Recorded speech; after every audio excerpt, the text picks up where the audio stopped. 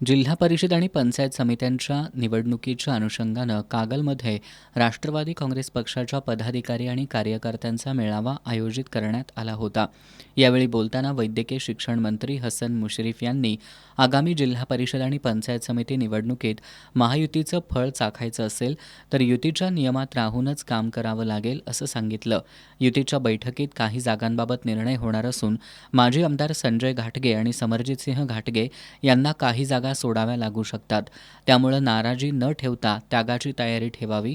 तसंच इच्छुक असूनही थांबावं लागलेल्यांचा बॅकलॉग योग्य वेळी भरून काढण्यात येईल असा विश्वास त्यांनी कार्यकर्त्यांना दिलाय. कार्यकर्त्यांनी मरगळ झटकून कामाला लागावं. गाफील राहिल्यास पश्चाताप करावा लागेल.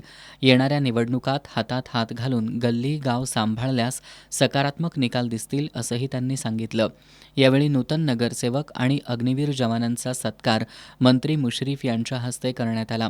याप्रसंगी गोकुळचे संचालक युवराज पाटील, माजी अध्यक्ष रणजितसिंह पाटील, जिल्हा बँकेचे संचालक भैया माने, नगराध्यक्षा सविता माने, विकास पाटील, गडहिंग्लजचे नूतन नगराध्यक्ष महेश तुर्बतमठ, संजय चितारी यांच्यासह अनेक पदाधिकारी आणि कार्यकर्ते उपस्थित होते.